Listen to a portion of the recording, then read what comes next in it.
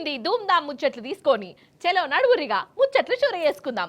NSR group వారి enrich water సమర్పించు ధూమ్ ధామ్ ముచ్చట్లు షురు.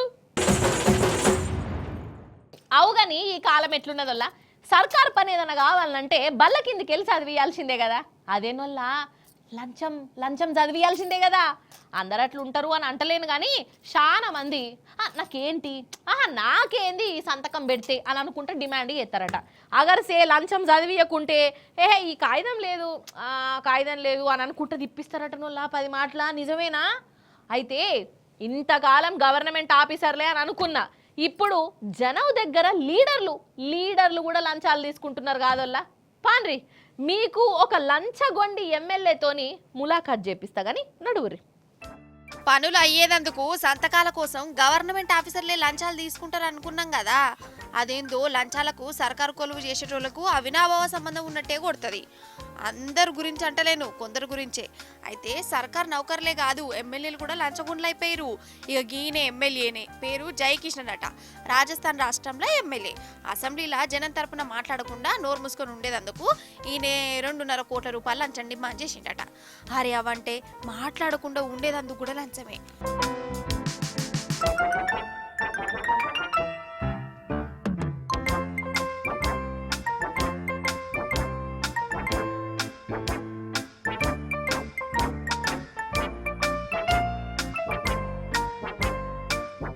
రాజస్థాన్లో ఒక మైనింగ్ కంపెనీ చేస్తున్న అక్రమాలను నిలదీసేందుకు ఈ ఎమ్మెల్యే సారు ముంగట పడ్డాడు. ఇక ఈయన ఎంత శుద్ధపూసనో అని జనం అనుకున్నారు. కానీ అంతల్ని ఆ మైనింగ్ కంపెనీ వాళ్ళు ఈయనకు లంచం ఇచ్చేందుకు ముంగట పడ్డారట. గిట్ల సంగతి మా మైనింగ్ గురించి అసెంబ్లీలో తీస్తే లోకమంతా ఎరకైతుంది, మేము లాస్ అవుతామని అన్నారు. అంత లావైతే లంచం ఇస్తాం అనగానే 2.5 కోట్లు అడిగిండు. సరే అని వాళ్ళు 20 లక్షల రూపాయలు భయాన్ని ఇచ్చిరట. ఇక 2-3 వద్దులు అయినాక కడమ పైసల కోసం వాళ్ళని సతాయించుడు. ఇక వాళ్ళకు బీపీ లేచింది. ఏసీ బోర్డులకు చెప్పారు. ఏసీ బోర్డులేమో మంచిగా ప్లాన్ వేసిరు. వాళ్ళు వేసిన ప్లాన్ లో ఎమ్మెల్యే సారు లంచం తీసుకుంటే దొరికిపోయిండు.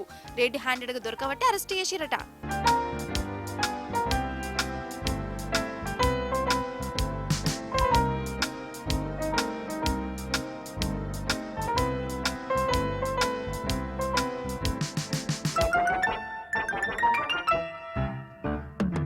చూసినవా ఎమ్మెల్యేల కథ ఎట్లున్నదో.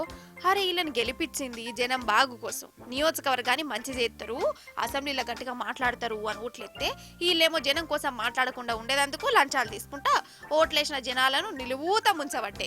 ఖాళీ మాట్లాడకుండా ఉండేదందుకు కోట్లు వసూలు చేస్తే ఆగర్సే పనులు చేసేదందుకు ఇంకెన్ని కోట్లు వసూలు చేస్తారో పాటు ఈ ఎమ్మెల్యేలు అని అంటున్నారు జనాలు. ఇగోనల్లా నేను ధూమ్ ధామ్ ముచ్చట్లు చెప్పబట్టి ఇన్నేళ్ళు అవుతున్నదా? కానీ ఇన్నేళ్ళల్లా పెనిమిటి కొట్టిండని, అలిగిన భార్య ముచ్చట, భర్త 2వ లగ్గం చేసుకున్నాడని ఇంటి ముంగట ధర్నా చేసిన భార్యల ముచ్చట్లు, సోపతిగాడు ధోకా చేసిండని ఇంటి ముంగట టెంటేషన్ వాళ్ళ సంగతులు చూసిన అప్పుడప్పుడు చెప్పినా కూడా. కానీ ఇప్పుడు కథ అంతా ఉల్టా అయిపోయిందోల్లా. నా భార్య నాకు కావాలే, నా ఇంటి ఆమె కాపురానికి రావాలే అని ఆమె ఇంటి ముంగటనే కూర్చొని ఒక పెనిమిటి ధర్నాకు దిగిండు. మస్తు ఏడుస్తున్నాడోల్లా. అరే అవ్వంటే అగ చూడురి. అయ్యయ్యో అవో ఏడుస్తున్నాడు చూడురి. ఏ పెద్ద మనిషి, ఒక పిల్లగానివి గట్ల ఏడవచ్చునా? ఇంటా మలిగిపోతే ఏడుస్తారు. ఊకోచరా ఏడు పాడుకో. అగో అందరూ నీకేలే చూస్తాన్రు. కళ్ళు తుడుచుకో. అసలు ఏమైందో చెప్పు. నా భార్య నాకు కావాలి, తోలెత్తలేదా అమ్మ. ఇప్పుడు ఏమంటుంది, ఇల్లు రాసిస్తాను నాకు అంటుంది. నాకు ఇల్లు నాది లేదు, ఏం లేదు. నేను బయట పని చేసుకున్నా 8 సంవత్సరాలు 7 సంవత్సరాలు బయట ఆ పని కూడా కొట్టింది. ఇప్పుడు నాకు 10,000 జీతం ఉన్నది. నేను ఎట్లా ఇల్లు రాసి, అది నాది ఇల్లు కాదు. పుట్టిన కొడుకు నాకు చూపిస్తలేరు. ప్రాణ భయం ఉందంట. అంటే ఏమైంది, మా ఇంటికి వస్తే ప్రాణ భయం ఉందట. నేను పెద్దోళ్ళ దగ్గర పోయి మాట్లాడిపించిన, ఇక్కడ ఉండకుంటే మరి ఇంకొకటి ఉండదు. అంటే నాకు రాను ఇక్కడ ఉండ, పాసి పని చేసుకొని బతుకుతాను. తెల్లారత్తే తలుపులు వేసుకుంది మళ్ళా. ఏందోల్లా అర్థమై కానట్టున్నదా? నేను చెప్తా క్లియర్ కట్గా. జగిత్యాల జిల్లా కోరుటల్లో ఉండే ఈ అజయ్కును ఇగో ఈ శివాని అనేట ఆమెకు 4 ఏళ్ల కిందట లగ్గమైంది. కట్నం కూడా తీసుకోలేదట. మంచి మనుషులు అన్నట్టే కదా. ఇక ఈ కాలంలో కట్నం తీసుకోలేదంటే మెచ్చుకోవాల్సిందే. కానీ ఏం చేద్దాం, ఇంటామెతోని రోజు లడాయే. భర్త అత్తమామలకున్ను ఈమెకు వడనే వడదట. ఇల్లు నరకం అంటనొల్లా. మీతో నాకేంది అని ఇంట్లోకి వెళ్ళి బయటపడి అవ్వగారింటికి పోయి కూర్చున్నది. కానీ ఈమె పెనిమిటి అత్తమామ వీళ్ళ ఇంటి ముందే ధర్నాకు దిగిర్రు. నా భార్య నాకు కావాల్సిందే, మా కోడలు కాపురానికి రావాల్సిందే అనుకుంటా. ఇగో ఇంటి ముందట చూడల్లా ఎట్లా కూసున్నారో చుట్టుముట్టున్న జనాలను కూడా జమ చేసిర్రు. కానీ ఇన్నొద్దులు పిల్లగాడు మోసం చేసిండనో, భర్త దోకా చేసిండనో ఇండ్ల ముంగట ఆడోళ్ళు ధర్నా చేసేది. కానీ ఇప్పుడు మొగోళ్ళే ధర్నా చేస్తాండ్రు. ఈడ ఇంకోటి ఉన్నది. ఇగో వీళ్ళు మహిళా సంఘపోళ్ళు. మహిళా సంఘపోళ్ళు అంటే ఆడోళ్ళ దిక్కే ఉంటారు కదా. కానీ ఇగో ఈడ చిత్రంగా మొగాయన దిక్కే ఉన్నారోళ్ళ. అగో మహిళా సంఘం పెద్దక్క ఏమంటున్నదో ఇనుండ్రిగా. ఆ అమ్మాయి అంటే కుటుంబంలో తల్లిదండ్రులు అనేటి వాళ్ళు ఉండద్దు, వెళ్ళిపోతేనే వాళ్ళని అనాథాశ్రమంకి పంపిస్తావా లేకపోతే వాళ్ళని విషప్రయోగం చేసి చంపేస్తావా నాకు ఏ విషయం తెలియదు, అట్లయితేనే నేను మీ ఇంటికి వస్తాను లేకపోతే రాను అని చెప్పింది. మరి సంఘాలు అనేటివి ఈ రోజున కేవలము ఒక తల్లైనా సరే, అది బిడ్డైనా సరే, కోడలైనా సరే, ఈ రోజున మగవాళ్ళ పక్షాన కూడా వచ్చినామనంటే ఏ కుటుంబమైనా కూడా విడిపోవద్దు, కలిసి ఉండాలనే విధంగా ఒక యోచన ప్రకారం ముందుకు వచ్చినమే తప్పితే ఇంకో మరో మాట లేదు. సరే, అందరు ముచ్చట్లు విన్నాం. మరి ఈ ఇంటామె ఎందుకు గిట్ల ఇల్లు ఇచ్చిపెట్టిపోయింది? అసలు ఆమె బాధ ఏంది? ఏది నువ్వు చెప్పమ్మా. నన్ను తీసుకెళ్ళి నన్ను చంపాలని చూస్తున్నారు సార్. అందుకే నేను ఇక్కడికి వచ్చిన. ముగ్గురు కలిసి లొల్లి పెడుతున్నారు, చంపాలని చూస్తే నేను ఇక్కడికి వచ్చిన సార్. బంగారం, కమ్మలు, నక్లెస్ అంతా బంగారం తీసుకుపోయారు సార్. ఫస్ట్ నా దగ్గర ఉంటే అంతా బంగారం అంతా గుంజుకొని లొల్లి పెడితే నేను ఇక్కడికి వచ్చేసిన సార్. ప్రతిరోజు లొల్లి సార్. మా అత్తమ్మ, మా మామయ్య, మా ఆయన. నేను పోలీస్ కేసు పెట్టలేదు కానీ వీళ్ళు ఇంట్లో ఒక్కసారి చాకు ఇట్లా వచ్చి ఏరనుకున్నాం, నీకు ఏమైనా సంబంధం లేదు ఈ మాటలు మాట్లాడినప్పుడు నేను వెంటనే పోలీస్ స్టేషన్కి వెళ్ళాను సార్. అప్పుడు పోలీస్ సైడ్కి తీసుకెళ్ళి వాళ్ళు మీరు ఆమె రానంటుంది కదా మీరు కోర్టుకోవాలని చెప్పిండు పోలీసు. అగనట తప్పంతా వాళ్ళదేనట. కథ పోలీస్ టౌన్ దాకా కూడా పోయిందట. ఆడ కూడా ఆమెను మస్తు తిట్టిరట. అందుకే వాళ్ళతో నాకు పొత్తే వద్దు అని అనుకుంటా అవ్వగారింటికి వచ్చి కూర్చున్నదట. చూసిర్రా, ఇగో ఇట్లున్నది ఆల్మొగల పంచాది. ఆయన ఏ ఇంట్లో లేవు చెప్పుండ్రోల్లా. కానీ అప్పటి మందం మాట్లాడుకోవాలి, మళ్ళీ కలిసిమెలిసి ఉండాలి. కానీ జిద్దులకు పోవచ్చునా? ఇల్లు ఇడిచిపెట్టిపోతే ఎట్లా? ఎవలకు లాసు? ఈ ముసలోళ్ళకు కూడా చెప్పాలి, మీరు కూడా తాపకోపారి కోడల పిల్లను గుయ్యి అనుకుంటా ఆమె పానమంతా తినకుర్రి. తాపకోపారి కోడల పిల్లను గుయ్య అనుకుంటా ఆమె పానమాట తినకుర్రి. తప్పులు ఎంకులాడకుర్రి. ఎందుకు కోపం వచ్చేటట్టు ఎత్తరు? ఓ పిల్లగా, నువ్వు ఇంటా ముందట ఇట్లా ధర్నా చేసుడు కాదు, పువ్వులలో పెట్టుకొని చూసుకుంటా అని మాట ఇయ్యి. మాట మీద నిలబడు. ఎందుకు రాదో చూద్దాం. ఏ మాటకా మాటేనోల్లా. అసలు ఈ కాలమే పోటీ ప్రపంచం అవుతున్నది. పక్కింటోళ్ళను చూసి మన ఇంటి పోరలను పెద్ద పెద్ద కాలేజీలలో చదివిస్తుంటారు. వాడు అట్లా చదువుతాండు, నువ్వెందుకు చదవవురా వారి అని కోపానికి వస్తుంటారు. అగర్సే పోరడు కర్మ గాలి ఫెయిల్ అయిండే అనుకో, ఇక వానికి ఉన్నది. అసలు పోరన్ని ఒక షిడాయిస్తారా అనోళ్ళని అసలు మనిషి లెక్క చూస్తారా? బయట వాళ్ళంటే ఏమో అనుకోవచ్చు, ఇంట్లో కూడా దెప్పి పొడుస్తుంటారు ఎప్పటికీ. అయితే ఇప్పుడు నేను మిమ్మల్ని ఒకళ్ళ ఇంటికి దొలకపోతాను. వాళ్ళ ముచ్చటంతా ఆడికే పోయి చెప్తా, రారిగా నా ఎంబటి. అవు కానీ పరీక్షల రిజల్టులు వచ్చినాయి కదా 10వ తరగతి. అగో ఈడ ఈ పిల్లగాంతో కేకు కోపిస్తున్నారు అమ్మ నాయన. అబ్బా, సంబరాలు చేసుకుంటుర్రా అసలు. గింతగనం సన్మానం చేసి సంబరాలు చేసుకుంటున్నారంటే ఈ పిల్లగాడు స్టేట్ ఫస్ట్ వచ్చిండో లేకుంటే క్లాసులనే ఫస్ట్ వచ్చిండో, ర్యాంకుల మీద ర్యాంకులు తెచ్చుకున్నాడో అని అనిపిస్తున్నారు కదా. కాదు, ఈ పిల్లగాడు 10వ తరగతిలో ఫెయిల్ అయిండు. అది కూడా ఒక్క సబ్జెక్టు 2 సబ్జెక్టులు కాదు, 6 ఫెయిల్ అయిండు.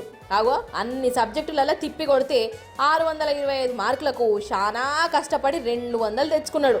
ఇక ఇలాంటి మార్కులు తెచ్చుకున్నందుకు పిల్లగాన్ని ఎవ్వరైనా కానీ పొట్టు తిడతారు, బాధపడతారు, ఏడుస్తారు, సైకిల్ షాప్లో పని పెడతా అని అంటారు. కానీ వీళ్ళు మాత్రము గట్ల చేయలే. ఫెయిల్ అయితే మా బిడ్డ, నువ్వు మళ్ళీ చదివి ఫాస్ట్గా వచ్చిన మార్కులతోని సంతోషంగానే ఉన్నాం. ఇవి కూడా అచ్చుడు కూడా గొప్పనే అని అనుకుంటా. అగో పిల్లగాంతో కేకు కోపించి మరీ నోరు తీపి చేసిన వల్ల అగో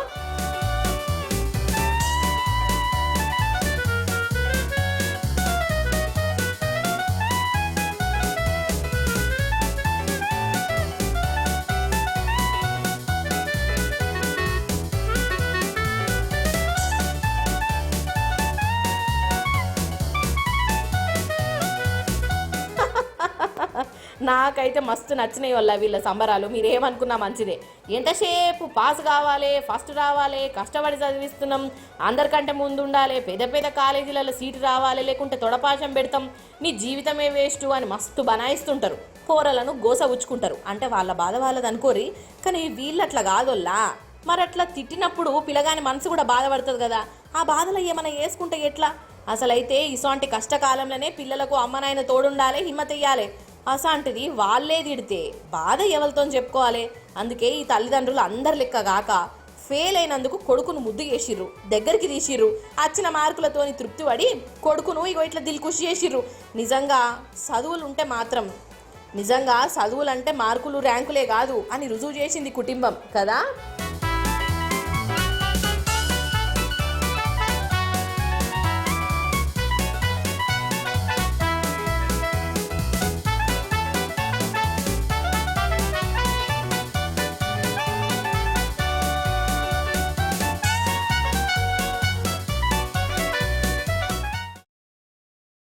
ఇగోన్రోల్లా ఒక సినిమా 2 గంటల సేపు చూడాలంటేనే నాకైతే యాస్టక్ వస్తుంది. ఏమనుకున్నా మంచిదేనమ్మా మీరు. అందుకే చిన్న చిన్న సినిమాలే చూస్తాను నేను. ఇక ఎవరన్నా మాట్లాడితే కట్టే కొట్టే తెచ్చే అన్నట్టే మాట్లాడాలి అని అంట. సోది పెడితే షీదర ఉడుతుంది. నాకు ఎక్కువసేపు ఈయన బుద్ధి కాదు వల్ల. అసాంటిది వల్ల ఒక దేశానికి అధ్యక్షుడు 1 కాదు 2 కాదు 15 గంటలు ఆగకుండా మొసదీయకుండా స్పీడ్ బ్రేకర్లు లేకుండా మాట్లాడుకుంటూనే పోయిండు. మరి ఎందుకు అట్లా మాట్లాడినందుకు ఆయనకేమొచ్చింది? అరుచుకొని వద్దాం రాడ్రి. ఇగో ఈ సార్ని ఏర్పాటు చేసి రానల్లా మాల్దీవుల ప్రెసిడెంటు మయిడ్జు సారు.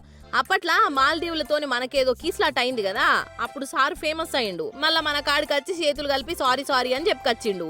కానీ మనిషి మంచోని లెక్కనే కొడతాడు. అయితే మయజ్జు సారు రికార్డు కొట్టిండు. ఉత్తపచ్చి రికార్డు కాదు, గిన్నీస్ బుక్ రికార్డు. అది కూడా దేంట్లో అనుకుంటున్నారు? ఇలేకర్లతో మాట్లాడిండటనులో గట్ల కూడా రికార్డు ఉంటుందా అని అనుకునేరు. అయితే ఇలేకర్ల మీటింగ్ అంటే ఎంత ఉంటుందోల్లా? అర్ధ గంట. సరే ఇక ఎక్కువ 2-3 గంటలు వేసుకోరాదు. ఇక ఎక్కువసేపు ఉంటే కూడా ఇనేటోళ్లకు నిద్ర వస్తుంది, పిసలేసి టీవీ కూడా బంద్ పెడతారు, అంతే కదా. కానీ ప్రెసిడెంట్ మయజ్జు సారు 1 గంట కాదు 2 గంటలు కాదు ఏకంగా 15 గంటలు ఇలేకర్ల మీటింగులో మాట్లాడిండుల్లా. అరే అవంటే రికాం లేకుండా 15 గంటలు ఇలేకర్లను కూసుండబెట్టి ఏం చెప్పాలని అనుకున్నాడో అది చెప్పుకుంటూ పోయిండు. నడమ షాయి బిస్కోట్లు తిన్నరో లేదో నాకు తెలియదు. ఇక ఆయన మాట్లాడుకుంటూ పోవుడు, ఇలేకర్లు ఇనుకుంటూ పోవుడు. ఇదే కథ నడిచింది.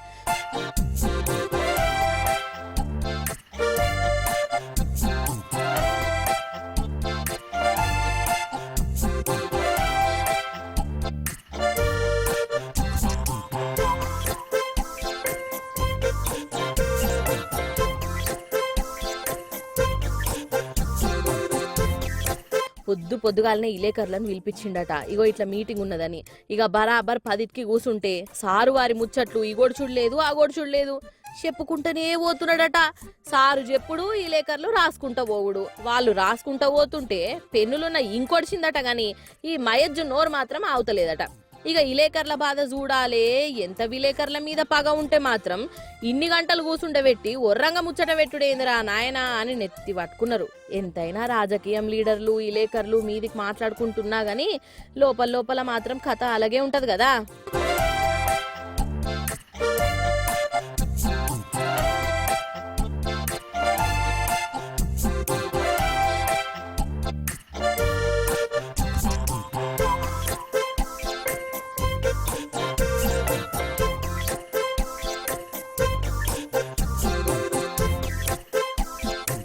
మరి గన్ని గంటల సేపు ఏ ముచ్చట పెట్టిండయా అనంటే పత్రికా స్వేచ్ఛ అనే దాని మీద మాట్లాడిండట. ఇక ఈ పత్రికా స్వేచ్ఛ దినం నాడు మాకు స్వేచ్ఛ లేకుండా చేసిండు కదా అని ఇలేకర్లు ముక్కిరిస్తే మయజ్జు సారేమో గిన్నీస్ బుక్లకు ఎక్కిండు. అట్లుంటది మరి సార్తోని. ఇప్పుడు ఏంటిదంటే చిన్నపాటి కరాటే, కుంఫు, బాక్సింగ్, ఫైటింగ్ ముచ్చట చూయిస్తా. అసలు మనుషులు ఎందుకు తన్నుకుంటారో నాకైతే అసలు అర్థమే కాదల్లా. తన్నుకుంటే ఏమన్నా ఫాయిదా ఉంటుందా అనల్లా? ఉత్తపచ్చిగా మనకే లుక్సాను, అవునా కాదా? కానీ ఇగో గీ అక్కలు చూడరు ఏం చేసిర్రో.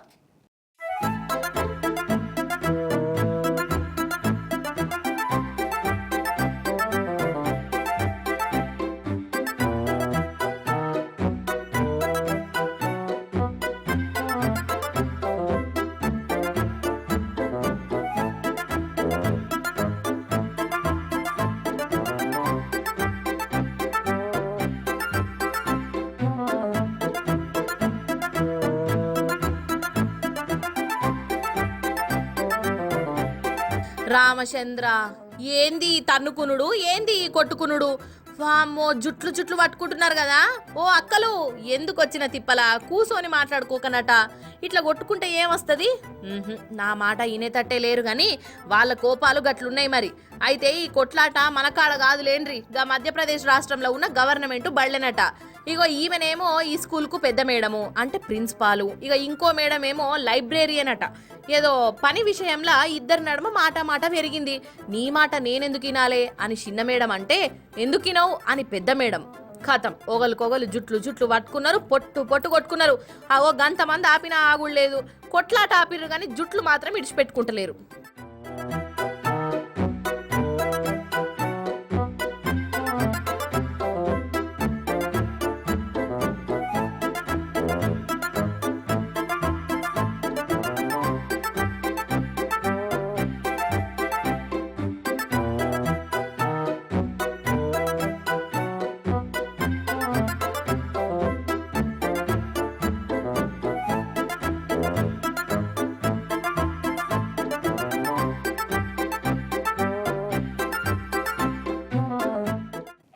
గ్రూప్ వారి ఎన్రిచ్ వాటర్ సమర్పించు ధూమ్ ధామ్ ముచ్చట్లు. ఇవ్వనట్టోళ్ళ అయ్యాలటి ముచ్చట్లు. మళ్ళీ రేపు వచ్చేటప్పుడు ఇంకిన్ని ముచ్చట్లతో కలుస్తా. అప్పటిదాకా మీరైతే చూస్తూనే ఉండు టీ న్యూస్. నేనుంటా మరి. నమస్తే, టాటా.